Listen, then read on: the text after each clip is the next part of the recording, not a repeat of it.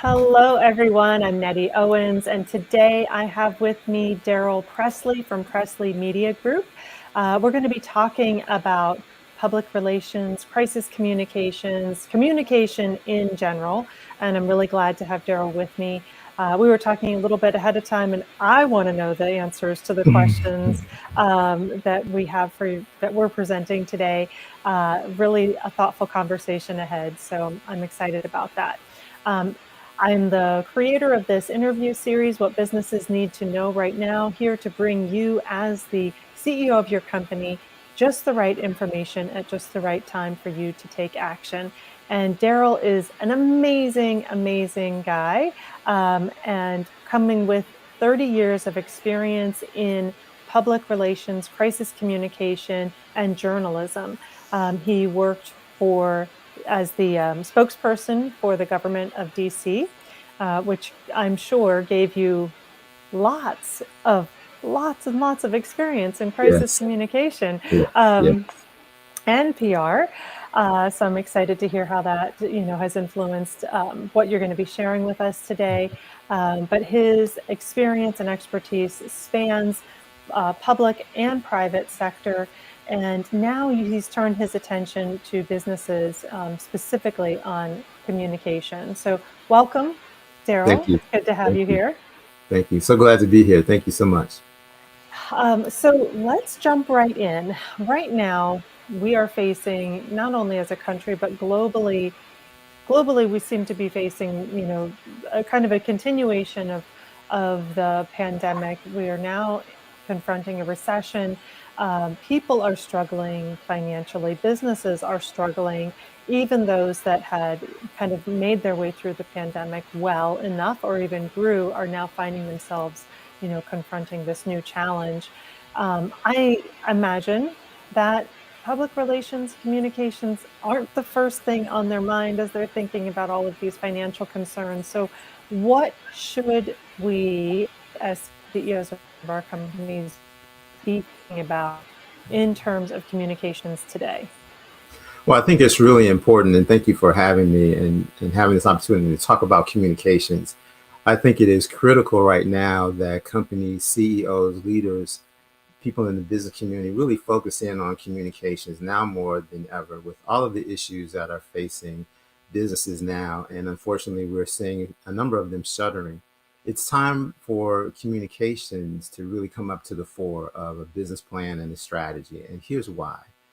What I've seen over the last 30 years as a former reporter, as you mentioned, as a PR person who has helped companies, large and small, government and private, is that right now it's important to control your narrative.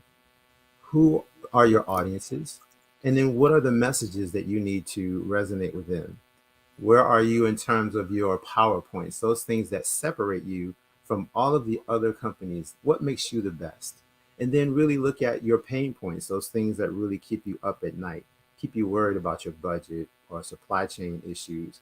Once you have those things in mind, now you can create a strategy to really focus in on getting those messages out to your internal audiences and your external audiences. So really think about what your messages are to control that narrative.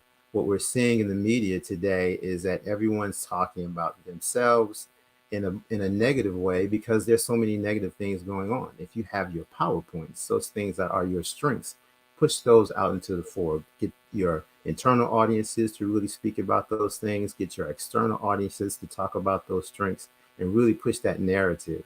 What I find is people who don't do that, they have other people, the media, they have their competitors, they have the issues really controlling that narrative. So I really want folks who are CEOs and leaders to really focus in on controlling that narrative. Last thing for that, there are three keys to communications. Number one, key number one, it's all about making connections. So you Mhm. connect the right information to the right people at the right place, at the right time, in the right way, and for the right reasons. Key number two is to have a clear and concise and consistent message. And for a CEO and for a leader, those messages have to be authentic. And then number three, which is what I'm talking about, is really controlling that narrative. You want to control your story and not let anyone tell your story for you. we marry those three keys to the basic principles of a business: people, process, and product. And there you have your narrative. That is your key message that you get out in front of people. I'm taking notes. This is great.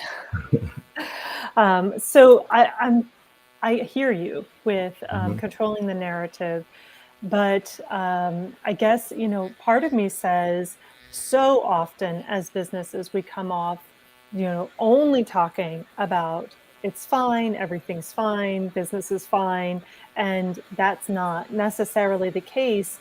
What are your thoughts on transparency in that communication, and how does that fit in? Well, I think that's an excellent point.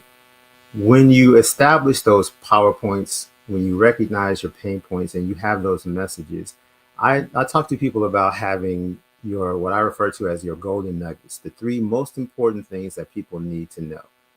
You can start out with 10, then quell down to five, and then those three are your golden nuggets. So you always have those messages, whatever situation you find yourself in, you have those key messages. Now, here's what the key is to that. The next step is to have what I refer to as your proof points.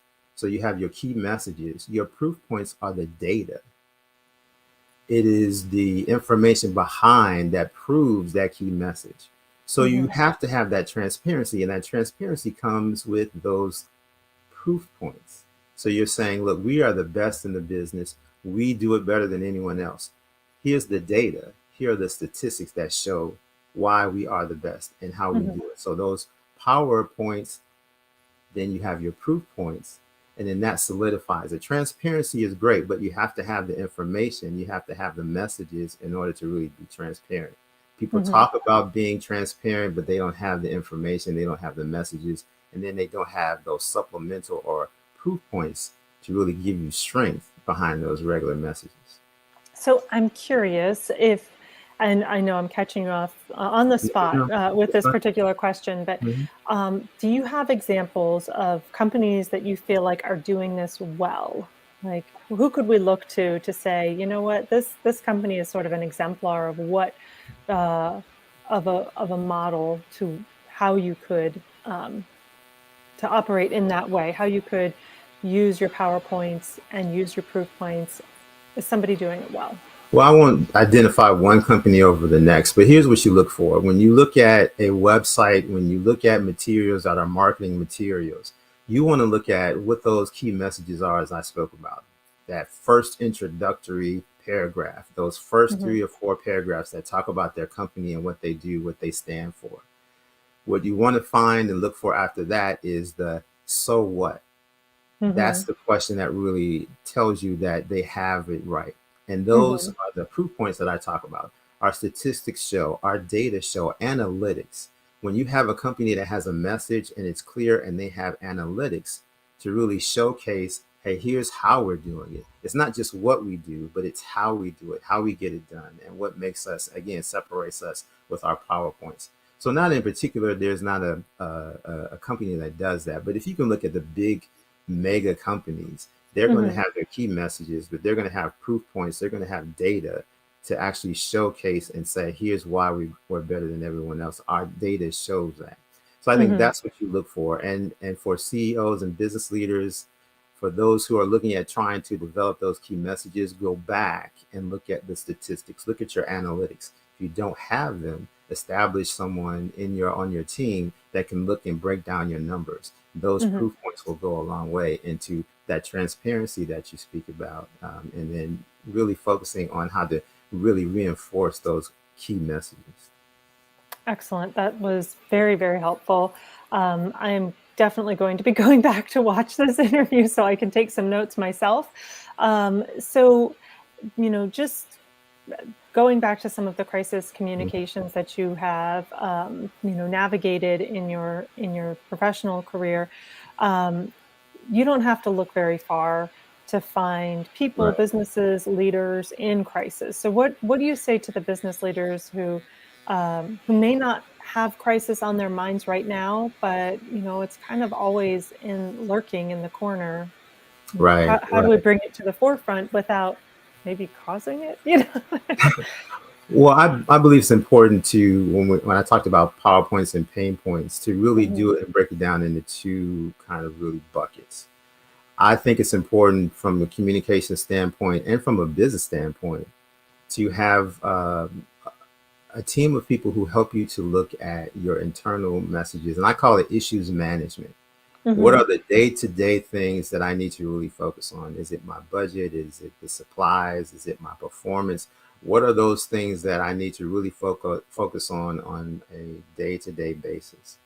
There may be some of those issues that you may go, what would happen if we didn't have that? If there was a breakdown in our Hmm. supply chain, if there was a breakdown in our performance, if we lost this person, those might want to transition into that second bucket, which is that crisis. Now, Hmm. I would do that. Really establish a group of folks who look at your issues and do some issues management. What is that issue? How do we keep in front of that and be proactive? The reactive things come when you're dealing with a crisis. You aren't Hmm. prepared for it. It comes from out of the blue, and now you have to deal with it. If you look at your issues and kind of break those down and think about, well, how do we fix this? How do we keep ahead of it? How do we stay ahead of this issue? You can then work on your messages. You can work internally to come up with some strategies on performance Hmm. to address your budget. But those things that creep into that bucket of a potential crisis, I would submit that it's important to have a team of people who are dealing with the issues and then address those crises. So, really have a plan. I think it's important to, the way that I say it is to hope for the best, but be prepared for the worst or Right. something different. That something different is that bucket that talks about the crisis. I would then have a team of people, if you don't have it now, just to talk about what would happen if our power went out. What would happen if there was a natural disaster? Look at what's happening at Yosemite. No one would think about that natural disaster, but let's think about that ahead of time. And what would be the steps that we would do to address that? How would we, one, try to prevent it? If it did happen, unfortunately, how would we prepare? You have folks who are out on trucks who are working every Hmm. day, who are handling phone lines. They're mobile. How do I connect with them? How do I contact them?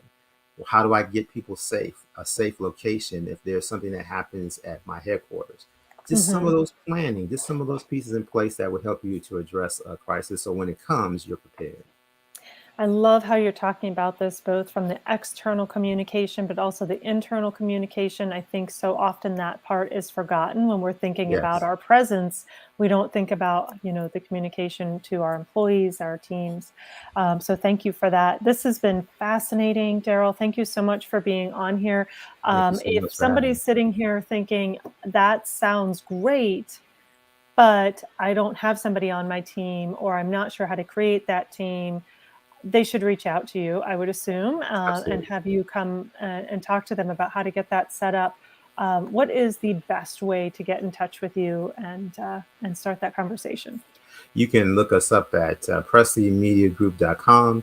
You can reach out to us on social media. You can give us a call at 410-841-9539, and my team will be ready to address any of the issues that you may have. If you have a team and you need some reinforcement, just some supplemental issues to help you create your plans, we're available to do that. If you need a spokesperson to help you to just kind of come up with some messages, we can do that as well. And we can help you to build a staff. If you have a team of folks that you really want to use and have them engaged in this work, we can help you to build that strategy as well. So PressleyMediaGroup.com. Wonderful. Thank you so much. And for our listeners out here, if you've enjoyed this, please like, share, follow. If this has been an interview that you enjoyed, definitely share it out. Let people know. Reach out to Darrell.